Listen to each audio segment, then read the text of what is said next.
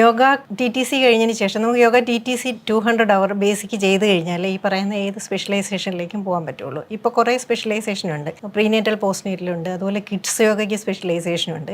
ഈ 200 അവർ basic course കഴിഞ്ഞാൽ ബാക്കിയുള്ള സ്പെഷ്യലൈസേഷൻ എന്ന് പറയുന്നത് 100 മണിക്കൂർ അല്ലെങ്കിൽ 90 മണിക്കൂറാണ്. അപ്പോൾ ഇത് കഴിഞ്ഞ് ഞാൻ വന്നപ്പോൾ നമ്മുടെ നാട്ടിൽ ഇഷ്ടംപോലെ യോഗ സെൻ്ററുകളുണ്ട്, യോഗ അധ്യാപകരും ഇഷ്ടം പോലെയുണ്ട്. പക്ഷേ ഈ പറഞ്ഞ കണക്ക് പ്രത്യേകിച്ച് ഒരു കാര്യം എടുത്തു പഠിപ്പിക്കുന്നത്, എസ്പെഷ്യലി സ്ത്രീകളെന്ന് പറയുന്ന സ്ത്രീകളെ സംബന്ധിച്ചിടത്തോളം ഓരോ സ്ത്രീകളും വ്യത്യസ്തരാണ്. അവർ യുണീക്കാണ്, അവരുടെ വേയ്സും യുണീക്കാണ്. പിന്നെ പ്രഗ്നൻ്റ് ആകുമ്പോൾ എന്ന് പറയുന്നത് വീണ്ടും ഓരോ ഇൻഡിവിജ്വലിനും വരുന്ന മാറ്റം ഭയങ്കരമായിട്ട്, ഒരു ഗർഭിണിയായ ഓരോ സ്ത്രീയും വ്യത്യസ്തരാണ്, അവരുടെ ഓരോ ദിവസങ്ങളും വ്യത്യസ്തരാണ്. പണ്ടത്തെ കാലത്തെന്ന് പറയുന്നത് ഒരു ഗർഭിണിയായ സ്ത്രീ ഒരു വീട്ടിലുണ്ടെങ്കിൽ അവരെ കെയർ ചെയ്യാൻ അല്ലെങ്കിൽ അവരുടെ കാര്യങ്ങൾ നോക്കാനൊക്കെ കൂട്ടുകുടുംബത്തിലെ അമ്മൂമ്മമാർ ഒക്കെ ഉണ്ടായിരുന്നു. സ്ത്രീകൾ വേറെ ഇതുപോലെ പ്രസവം കഴിഞ്ഞ് പരിചയസമ്പന്നരായ സ്ത്രീകൾ ഇഷ്ടം പോലെയുണ്ട്. പക്ഷേ ഇന്നത്തെ കാലത്തെന്ന് പറയുന്നത് ഇന്ന് ന്യൂക്ലിയർ ഫാമിലിയാണ്. ചിലപ്പം ഹസ്ബൻഡ് ആൻഡ് വൈഫ് മാത്രമേ ഉണ്ടാവുള്ളൂ. ഹസ്ബൻഡിനെ സംബന്ധിച്ച് ഹസ്ബൻഡ് ചിന്തിക്കുന്ന ഇങ്ങനെയായിരിക്കും, ഇന്നലെ കാണിച്ച സ്വഭാവമല്ലല്ലോ ഇന്ന് വിള് കാണിക്കുന്നത്, ഇതെന്താ ഇന്ന് ഈ വ്യത്യാസം എന്നുള്ളത്. അത് അവർക്ക് മനസ്സിലാവണം എന്നില്ല. ഒരു സ്ത്രീയിലുണ്ടാകുന്ന മാറ്റം, ഒരു സ്ത്രീയിൽ നിന്നൊരു അമ്മയിലേക്കുള്ള മാറ്റം എന്ന് പറയുന്ന ഒരു ഡ്രാസ്റ്റിക് ചേഞ്ചാണ്. ശാരീരികവും മാനസികവും